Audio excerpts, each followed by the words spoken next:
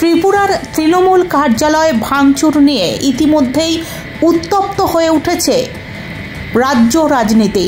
বুধবার সকালেই ত্রিপুরার উদ্দেশ্যে রওনা দিলেন তৃণমূলের 5 সদস্যের প্রতিনিধি দল।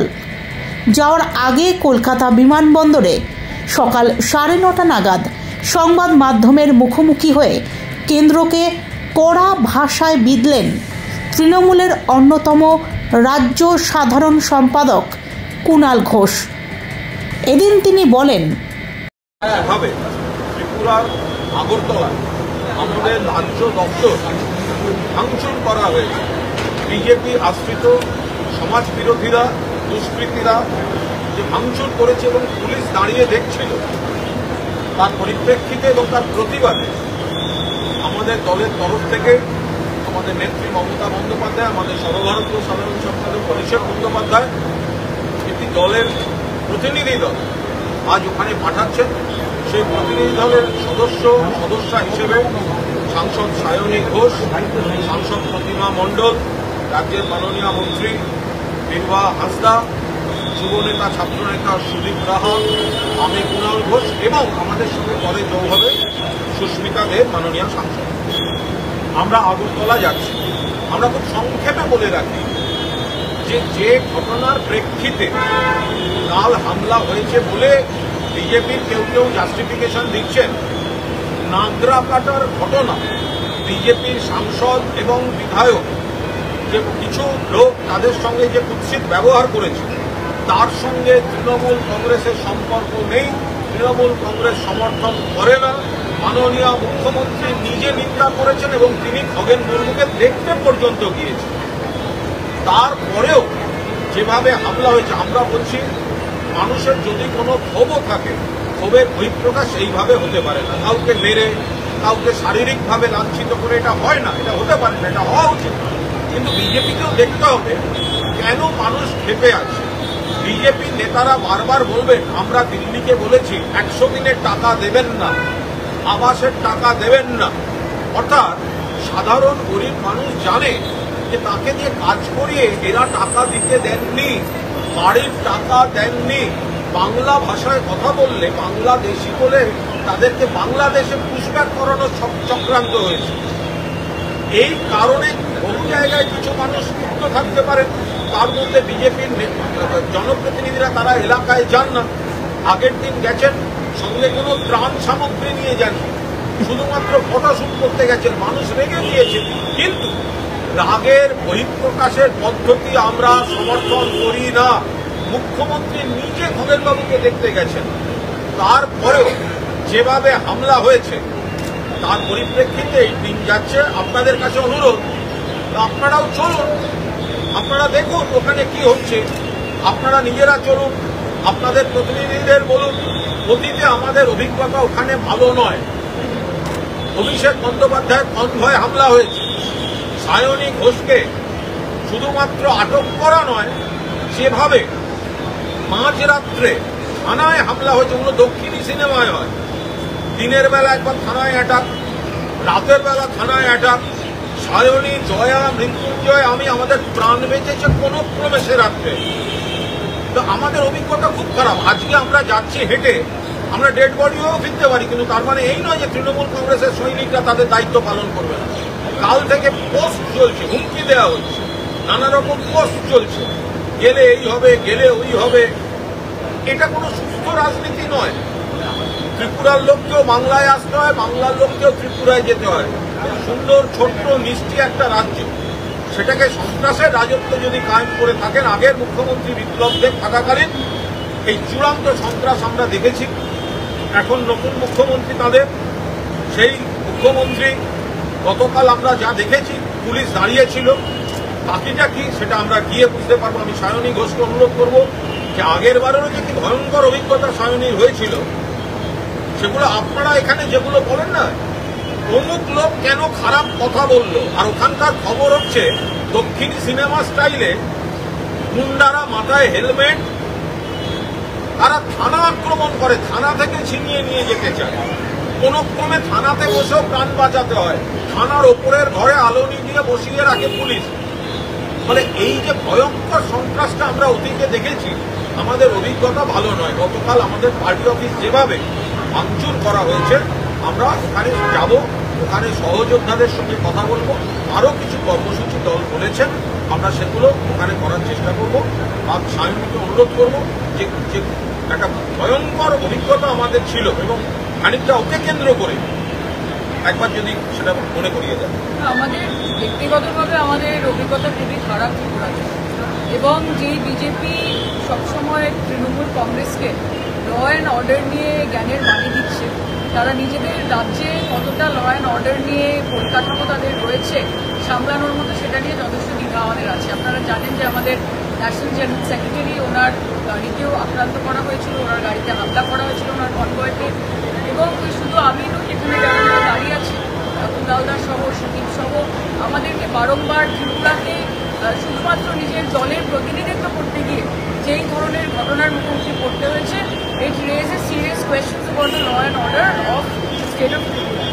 আমরা যাচ্ছি এখানে কারণ আমরা এমন মানুষ নই যারা দরকারের সময় বা প্রয়োজনের সময় পিঠ বাঁচিয়েছে। আমাদের কর্মীরা ওখানে রয়েছে, আমাদের পার্টি অফিসকে ভাঙচুর করা হয়েছে। We are going to go and assess the situation, এবং আমরা এই বার্তাও দিতে যাচ্ছি যে তারা ওখানে একা নয়। তৃণমূল কংগ্রেস ত্রিপুরার কর্মীরা তারা একা নয়। মমতা বন্দ্যোপাধ্যায়, অভিষেক বন্দ্যোপাধ্যায় তথা সমগ্র তৃণমূল কংগ্রেস তাদের পাশে রয়েছে। এর পরবর্তী সময় কি হবে না হবে, ইটস আ ওপেন বুক, আপনারা প্রত্যেকে দেখতে পাবেন। কিন্তু আমরা আবার এটা বলি যে আমরা কন্ডেম করি খগেন মুর্মু সাহেব এবং শঙ্কর ঘোষের সঙ্গে যেটা হয়েছে, তবে এটা স্বতঃস্ফূর্ত জনরোষ। আজকে সারা বছর ধরে যদি বিজেপির নেতা মন্ত্রীরা, তাদের জনপ্রতিনিধিরা বেপাত্তা থাকে এবং মানুষের বিপদে গিয়ে শুধু ফটো সেশন করতে যায়, তাহলে মানুষের জনরোষ বেরোবে, সেটা স্বাভাবিক। কুণালদা বলেছেন, আমিও বলছি, আমাদের মুখ্যমন্ত্রী অত্যন্ত মানবিক। আমি জানি না গোটা ভারতবর্ষে এরকম এক্সাম্পল রয়েছে কিনা। যখন মমতা বন্দ্যোপাধ্যায়ের পা ভেঙে গেছিল 2021 সালে, বা বহু সময় বহু রকমের ঘটনা ঘটেছে যেখানে তিনি আহত হয়েছেন, আমরা কিন্তু বিজেপির কোনো একজন লিডারকে দেখিনি ওনার পাশে গিয়ে দাঁড়াতে, ওনার সাথে কথা বলতে, ওনার খবর নিতে। এটাই হয়তো তফাৎ, যে নামটা মমতা এবং কাজটাও মমতার সঙ্গেই উনি করেন। তবে ঠিক আছে, ত্রিপুরার মানুষও দেখছেন, বাংলার মানুষও দেখছেন, ত্রিপুরাতে যা জনসংখ্যা, তার কিন্তু জনসংখ্যা পশ্চিমবঙ্গে পলিটিক্যাল সিনারিও অনেক বৃহত্তর জায়গা থেকে, পারসেপশন অনেক বড় জায়গা থেকে তৃণমূল কংগ্রেস কাউকে ভয় পায় না। আমরা বারংবার ত্রিপুরা রাজ্যে পা দেব, কারণ এটাই ফেডারেল স্ট্রাকচার, এটাই ডেমোক্রেসি। যে কোনো দল, যে কোনো দলের জনপ্রতিনিধি, মেম্বার অফ পার্লামেন্ট, মিনিস্টার, প্রতিনিধিরা তারা যে কোনো রাজ্যে যখন ইচ্ছে যেতে পারেন। পশ্চিমবঙ্গেও তারা আসেন, হোটেল ভাড়া করে করে তারা দিনের পর দিন, মাসের পর মাস এখানে থাকেন, অক্ষত অবস্থায় থাকেন, সুস্থ অবস্থায় থাকেন। এবং সেই জন্যই আমরা বলি যে পশ্চিমবঙ্গের মতো গণতন্ত্র বা ডেমোক্রেসি অন্য কোনো বিজেপি শাসিত রাজ্যে দেখা যায়। আজকে কি আপনারা বলছি, আপনাদের আমরা একটা আমন্ত্রণ জানাচ্ছি যে আপনারা নিজেরা চলুন এবং আপনাদের প্রতিনিধিরা অন্তত আছেন। এই যে রুদ্ধশ্বাস ফুটে যেগুলো সিনেমায় দেখা যায়, যে একটা দক্ষিণী সিনেমায় যে থানা অ্যাটাক হচ্ছে, নানা রকম মুখোশধারী লোকেরা লাঠি, রড, এইসব অস্ত্র নিয়ে থানায় ঢুকছে, তা আপনাদের নিজেদের সেই ছবিগুলো তুলতে ইচ্ছা করে না? একটা কৌতূহল থাকে না? তো সেখানে আপনারা তো এখানে পাবেন না পশ্চিমবঙ্গে। এখানে হায়েস্ট আপনাকে ফোনের কল রেকর্ড দেখাতে হবে যে খারাপ কথা বলেছে। খারাপ কথা বললো কেন? কিন্তু থানায় ঢুকে যদি মারা হয়, আর যে এত রুদ্ধশ্বাস রোমাঞ্চকর ফুটে, এগুলো তো আপনারা ত্রিপুরাতে পাবেন। ফলে আপনাদের তো উচিত ওইখানে একদম ক্যামেরা নিয়ে তৈরি থাকো, ওই ফুটেজ তো আপনি পশ্চিমবঙ্গে পাবেন না। এবং আরেকটা বিষয়, যে গতকাল আমরা যে ভিডিও ফুটেজটা দেখেছি, সেখানে আমরা পরিষ্কারভাবে দেখতে পাচ্ছি যে ইনঅ্যাকশন অফ পুলিশ ওখানে উপস্থিত থাকাকালীন যেভাবে তৃণমূল কংগ্রেসের পার্টি অফিসকে ভাঙা হচ্ছে। আমি এটুকু বলতে চাই যে আজকে এখানে 3জন মেম্বার অফ পার্লামেন্ট যাচ্ছে, একজন মিনিস্টার যাচ্ছে, দলের নেতারা যাচ্ছে, ত্রিপুরা পুলিশ, ত্রিপুরা প্রশাসন, ত্রিপুরার মুখ্যমন্ত্রী এবং বিপ্লব বাবু, তারা প্রত্যেকে দেখছেন যে আমরা সেখানে পৌঁছব। আগামী সময় যদি ল অ্যান্ড অর্ডার কোনোভাবে ডিটোরিওরেট হয়, এই দায়িত্ব কিন্তু সম্পূর্ণভাবে ত্রিপুরা অ্যাডমিনিস্ট্রেশন এবং ত্রিপুরা পুলিশ। আপনাদের উপর হেনস্থা হতে পারে অলরেডি হুমকি দেওয়া তো শুরু হয়ে গেছে, এবং বিজেপির প্রথম সারির নেতারা, তারা বিজেপির যুব মোর্চার নেতারা, তারা শুরু থেকেই ফেসবুক এবং নানা রকমের সামাজিক মাধ্যমে তারা হুমকি দিতে শুরু করেছেন। কাজে আমি আশা করব যে ত্রিপুরার পুলিশ অ্যাডমিনিস্ট্রেশন এগুলোর কগনিজেন্স অলরেডি নিয়ে নিয়েছেন, আর যদি না নিয়ে থাকেন তারা যেন নিজেদের ডিউটিগুলো পালন করে। এবং আরেকটা বিষয়, দেশের প্রধানমন্ত্রী তিনি একজন দলীয় প্রধানমন্ত্রী হিসেবে নিজের পরিচয় দিয়েছেন বিগত কয়েকদিন। যেরকমভাবে একটি পক্ষপাতদুষ্ট টুইট তিনি করেছেন কোনো রকমের এভিডেন্স ছাড়া তৃণমূল কংগ্রেসকে দাবিয়ে দিয়ে, আমি মনে করি that also acts as a provocation for the grassroot level workers of BJP. উড়িষ্যায় তো ওনাদের সরকার, ওনাদের পুলিশ, তো উড়িষ্যায় কি করে বিজেপি নেতা গুলিতে খুন হলেন তার বেলা তো প্রধানমন্ত্রীর কোনো টুইট থাকে না। We are waiting for his post. উড়িষ্যায় গত পরশুদিন রাতে বিজেপির নেতাকে তার বাড়ির সামনে গুলি করে খুন হতে হয়েছে। তাদের সরকার বিজেপি, পুলিশ কাদের বিজেপি, তো কই প্রধানমন্ত্রীর তো কই পোস্ট দেখতে পাচ্ছি না এখন। যাই হোক, बस यही बोलना है कि कल हम लोगों ने देखा है कि किस तरह त्रिपुरा प्रदेश तृणमूल कांग्रेस के ऑफिस को वैंडलाइज किया गया। आप लोगों को ये पता है कि नागराकांडा में जो हादसा हुआ, उस हादसे में तृणमूल कांग्रेस उसके वर्कर या लीडर्स का कोई पार्टिसिपेशन नहीं था। ये एक स्पॉन्टेनियस क्राउड से ये आया, क्योंकि बीजेपी के जो जनप्रतिनिधि है वो ईद का चांद है। उनको सिर्फ इलेक्शन के टाइम पश्चिम बंगाल के लोग देखते हैं। और उस दिन जब वहाँ के एमपीज वहाँ पे गए, श्री खगेश मुर्मू जी और एमएलए शंकर जी गए वहाँ पे, तो उन्होंने यही कहा कि ये बीजेपी वाले फोटो सेशन करने आए हैं। और वहाँ के जनता को इससे प्रॉब्लम था, क्योंकि वो सारे बहुत समस्या के भीतर से चल रहे हैं। अब इसका रिवेंज लेने के लिए अगर बीजेपी को लगता है कि त्रिपुरा में हमारे पार्टी ऑफिस को तोड़ के उसको डिमोलिश करके उनको बंगाल के चुनाव में कोई फायदा होगा, या वो तृणमूल कांग्रेस के जो लीडरशिप है या कार्यकर्ता है उन सबको वो इंटिमिडेट कर पाएंगे, तो ये बहुत गलत है। और हम लोग आज जा रहे हैं, यहाँ पे देखिए डेलीगेशन है हमारे साथ, हमारी senior member of parliament Lok Sabha Pratima Mondal ji हैं, हमारे पार्टी के लीडर नेता है कुणाल जी हैं, यहाँ पे छात्र युवा नेता सुदीप राहा जी, हमारे स्टेट के मिनिस्टर है बीरबल जी, और साथ में मैं जा रही हूँ।